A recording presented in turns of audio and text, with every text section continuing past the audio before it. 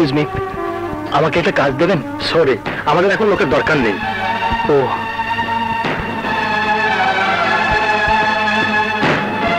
এখানে কোনো চাকরি নেই ভাই।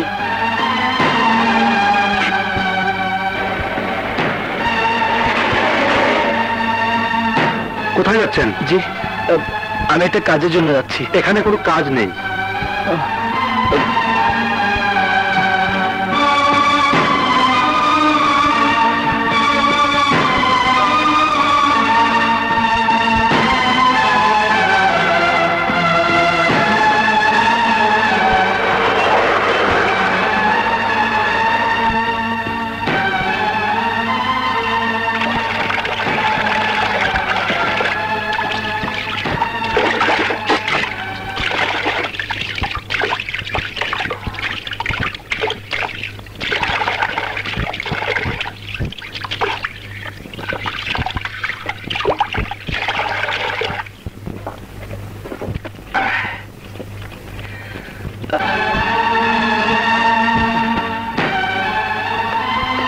এই যে আপনি এখানে বসে আছেন কেন? আমি একটা চাকরি খুঁজছি ভাই। চাকরি? এখানে কোনো চাকরি নেই, যান যান বলছি।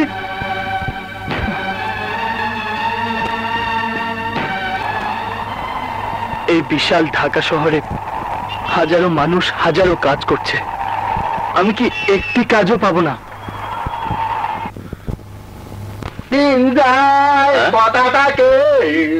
এটা কি ছেলে? এটা কি ঘুমানোর জায়গা? ওঠো ওঠো।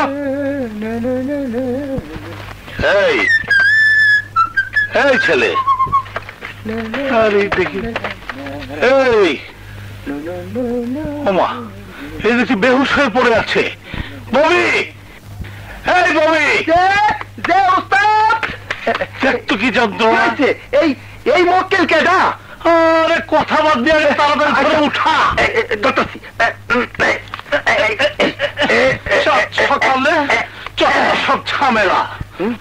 ওই মিয়া, ওই কি হয়েছে?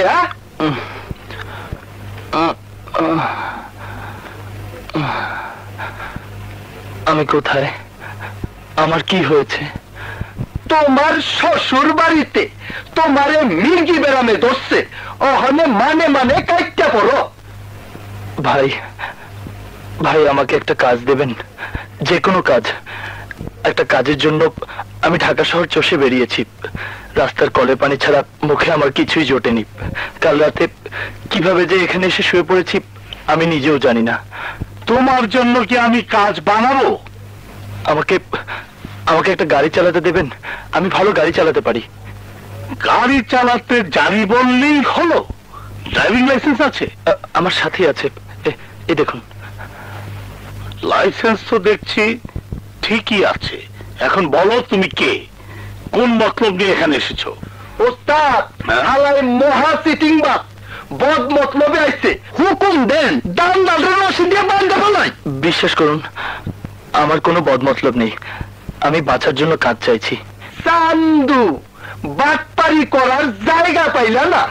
কোন মাত্র ওস্তাদ তোমার একটা গাড়ি চালাইতে দিল, আর তাহলে তুমি ফুটতে গেলা? তিরিশবাজি কার লগে করো? আমাকে বিশ্বাস না করলে তুমি হেল্পার হিসেবে আমার সঙ্গে থেকো, গাড়ি জমা দিয়ে যা থাকবে দুজনে ভাগ করে নেব। হ্যাঁ, গাড়ির লগে আমার জানটাও যাক। ওস্তাদ, এখনো খারিয়া বললেন যে রশিয়ানে ঢালালে বন্দি। ববি যা বলেছে তা তো সত্যি হতে পারে।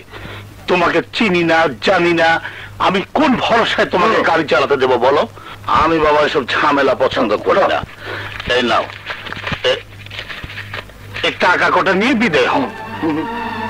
আমি ভিখিরি নই, এ টাকা আমি নেব না। ঠিক আছে, আমি চলে যাচ্ছি। আসসালামু আলাইকুম।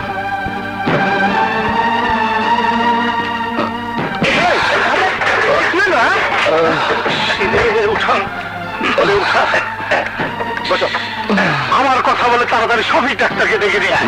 তুই যে কোন ওস্তাদ আল্লাহ অ্যাক্টিং করতেছে। না রে ববি, আমার মন বলছে খুব ভালো ছেলে। একদিন তোকে ও রাস্তায় কুড়িয়ে পেয়েছিলাম, তুই কি আমার সাথে বেইমানি করেছিস? এই ছেলেও যে একদিন তোর মতো হবে না কে বলতে পারে। যা তাড়াতাড়ি ডাক্তার নিয়ে আয়। এই নাও চাবি, আজ থেকে এই গাড়ি তুমি চালাবে। প্রথম কবির ববি তোমার সঙ্গে হেল্পার হিসেবে থাকবে। ও রাস্তাঘাট ভাড়া সম্বন্ধে তোমাকে ধারণা দিতে পারবে। আমি কৃতজ্ঞতা জানানোর ভাষা খুঁজে পাচ্ছি না। দোয়া করবেন আমি যেন আপনার বিশ্বাসের মর্যাদা রাখতে পারি।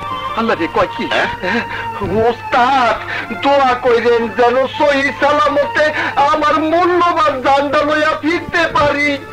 আমি মইরা গেলে আমার মূল জাতিত হয়ে যাইব গা।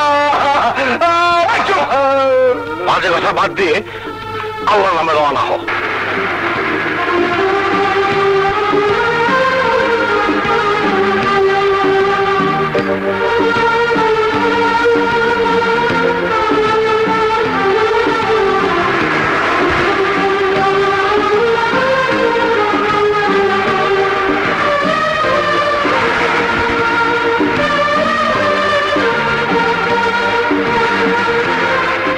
গাড়ি রাখো, রাখো। নামেন আর তুই যা, ওই দিকটা নামবো। এই নাও ভাই। Thank you. না ভাই, কষ্ট হচ্ছে 200 টাকা নোট। কার কথা দিয়ে দিচ্ছিলাম। কথা তাকে পড়ছি। দিন যায় কথা তাকে। ওস্তাদ তোমার কপালটা ভালোই, আজ কামাই মন্দ হয় নাই। দে আল্লাহর নামে দে, আল্লাহর নামে দে। বড় কি আরে 100 টাকা দাও। ওনারা হইল গিয়া ফকির বাহিনী। পুলিশের মাইরের ডরে ভাইজানেরা ফকির সাইজা চান্দা তোলে। আল্লাহর নামে দে, জলদি দে। আহা, আমি কাউকে 1 পয়সাও চাঁদা দেব না। মাফ কইরা দেন ফকির বাবা, মিয়া ভাই নতুন আইছে, এইখানকার নিয়ম কানুন জানে না। নিয়ম কানুন শিখাইতাছি।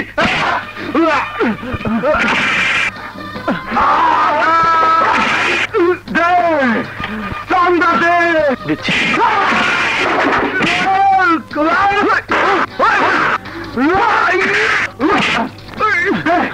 চান্দা দে, ওস্তাদের নামে দে।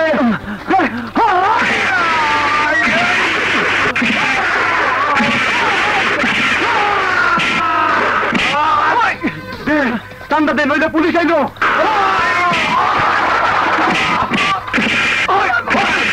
চান্দা নিবি না? চান্দা নে।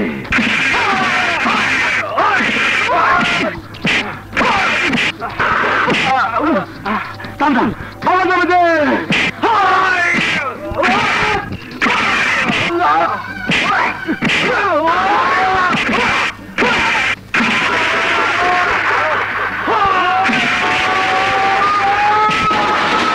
মার শালাগো, তোর শালাগো।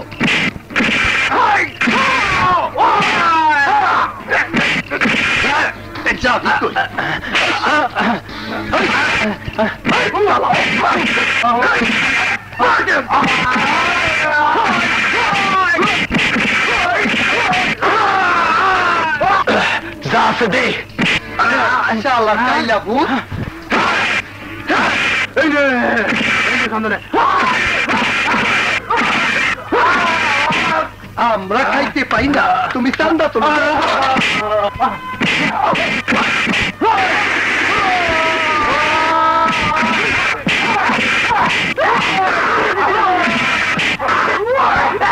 যার কাছে যা আছে দে, সব দে। চান্দা নে।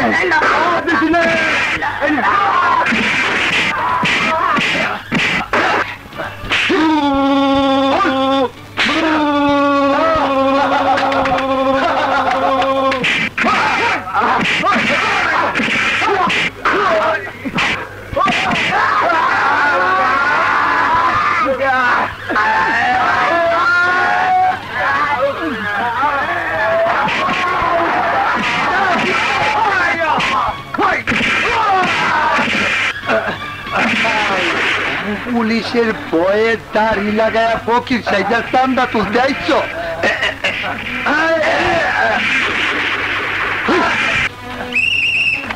কি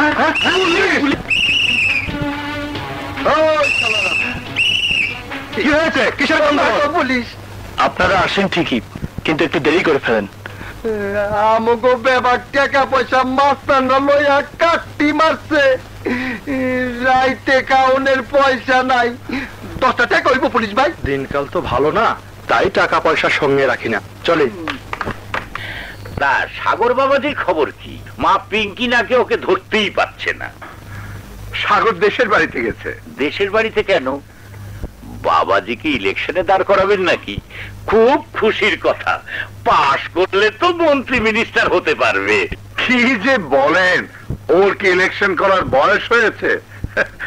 গ্রামের আত্মীয় স্বজন সবাই ওকে দেখতে চায়, তাই পাঠিয়ে দিলাম। মরে গেছি। এদিকে আমার ভাই ব্রাদার বন্ধু বান্ধব সবাইকে খোঁজ খবরটা জানিয়ে দিয়েছি। আমার ইচ্ছে আগামী মাসে সোনারগাঁও হোটেলের বলরুম ভাড়া করে পানচিনি ব্যবস্থা করি। সবাইকে দাওয়াত দিয়ে মা পিঙ্কি আর সাগর বাবাজির বিয়ের কথাটা পাকাপাকি করে ফেলি। এই নিয়ে আলাপ করার জন্যই আমার আশা। আমার সঙ্গে পরামর্শ না করে আপনার এত কিছু করা ঠিক হয়নি। আরে এ তো পেয়ার মহব্বত নয় যে রেখে ডেকে রাখবো। এ হলো শাদী মোবারক, ঢাক ঢোল পেটাতে বাধা কোথায়? আরে বিয়ের সময় আমি স্টেডিয়াম ভাড়া করে 5,000 লোককে দাওয়াত করব। মানে আমি বলছিলাম, শুভ কাজে দেরি করতে নেই। আপনি ঠিকই বলেছেন। আজ তাহলে আসি।